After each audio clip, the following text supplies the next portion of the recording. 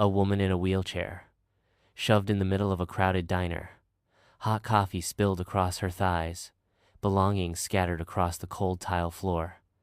No one spoke up. No one helped. A man crouched down, sneering. "Go knit at home. You crippled has been veteran." She didn't respond. She just tried to sit up, with trembling arms and crushed dignity. No one knew. She was a veteran who had fought and lost part of herself for her comrades.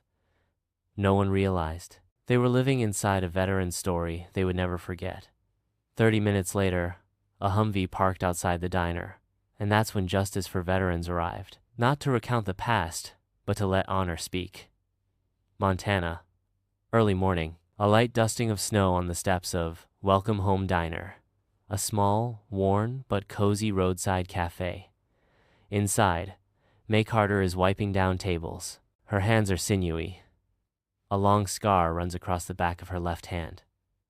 A faded USMC badge hides beneath her collar, only visible when she leans forward. She uses a wheelchair. Each movement whispers with the wheel's gentle hum against the tiled floor. May doesn't talk much. She doesn't laugh loud. She never speaks of war, but she always arrives early, always leaves late. Never complains 7 when customers leave coffee-stained receipts and no tip. She lives as if repaying a debt to the past. But the truth is, she never did anything wrong. The only problem is, no one remembers what she once did right. Night, Afghanistan, 2011. Smoke, dirt, screams. Bravo 3 May's Marine unit had just hit an IED on patrol in Helmand.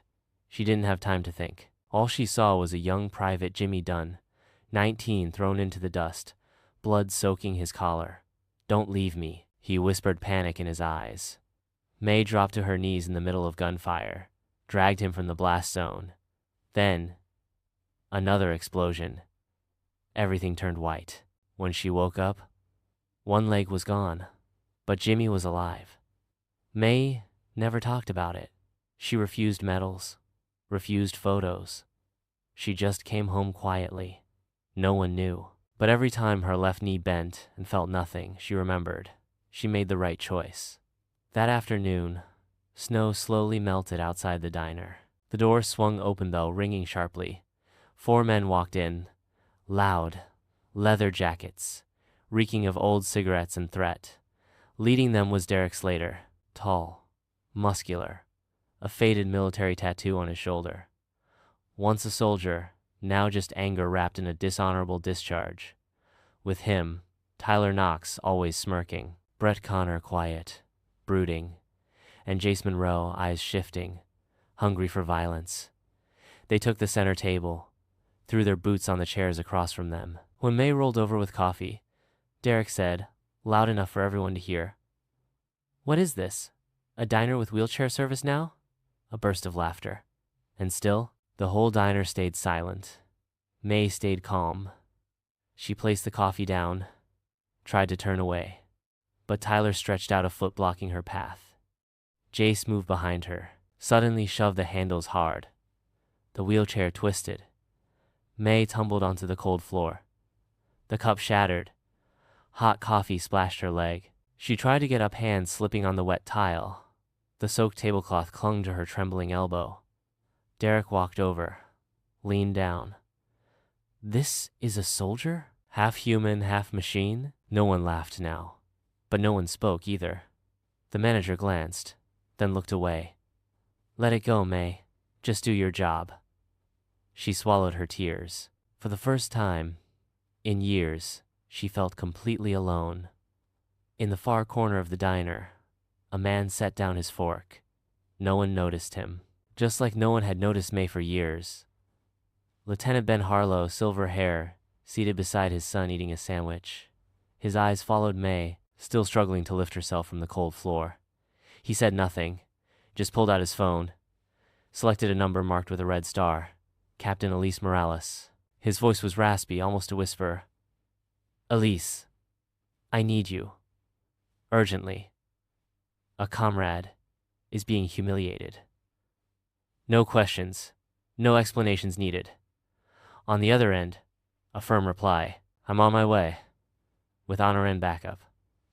Ben closed the phone, placed a napkin gently on the table, and looked toward May. Silent, but no longer indifferent. Helmand, Afghanistan. A day of dust and blood. Bravo 3 was on patrol when the first blast hit. IED. Fire exploded in the dry wind. May Carter lay on the ground, ears ringing. She saw, through the blur, a young soldier flung into the air, blood pouring from his shoulder, eyes wide with terror. Jimmy Dunn, barely 20. "Don't leave me," he screamed. May crawled toward him, through smoke and metal shards stabbing the earth like knives. She dragged him away from the secondary blast zone. Right then, another explosion. She saw a white light. Then, no more left leg. When she woke up, she only asked one thing. Did that kid make it? He did. And May never brought it up again. Inside the diner, May quietly wiped up the spilled coffee from her skirt. Derek and his crew still sat snickering, smug. Outside, an engine rumbled. Heavy, steady, commanding. A sand-colored Humvee appeared at the end of the street. It rolled forward and stopped outside the diner. No one spoke, but heads began to turn. The door opened. Captain Elise Morales stepped out, firm posture, eyes like steel. Behind her, a young man corporal, Jimmy Dunn, and a tall older man in full dress, blues gunnery scanned. Wells. They said nothing, but each of their footsteps struck the tile like drum beats.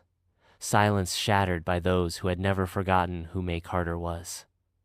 The three soldiers entered. No noise, no introductions needed. Captain Elise Morales led back straight, face unforgiving of injustice.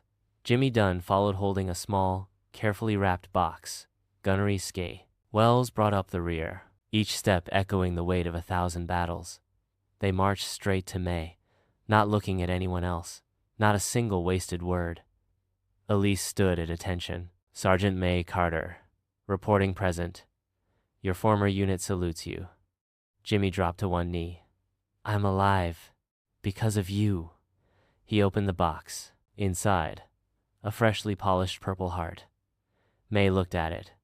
Her hands shook. Not from pain, but because the truth had finally found its voice. The entire diner went silent. No one touched their food. No one dared breathe too loudly. An elderly woman stood up first. She approached and gently placed a hand on May's shoulder. Thank you, dear. Then a boy about 10 years old stepped forward. He set down a cup of hot tea in front of May, said nothing, just bowed his head and stepped back. Lieutenant Ben Harlow stood from his seat. He straightened his back, saluted. I'm sorry for staying silent so long. Like a ripple, the whole diner stood. Derek Slater backed away a step, his face pale. No one looked at him like a brother in arms anymore. It was then he realized, real power doesn't come from a loud voice, but from respect, the kind no one can force. A customer spoke up. Call the police. They can't just walk out after that. Jimmy Dunn clenched his fists.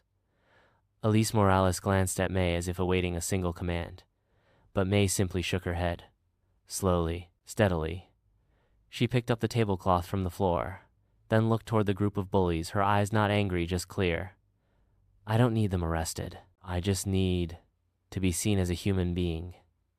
May returned to the counter, gently swept aside the broken glass, kept wiping tables like any other day. Not because she was weak, but because true strength is not letting hate dictate your actions. 1 week later, the old Welcome Home Diner sign was taken down. In its place, 3 simple words carved into oak.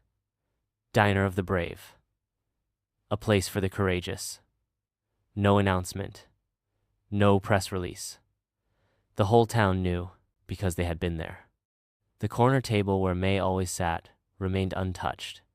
On the wall, a faded photo. May Carter in Marine uniform, standing among Bravo 3. Beneath it, a small engraved line. She didn't just serve coffee.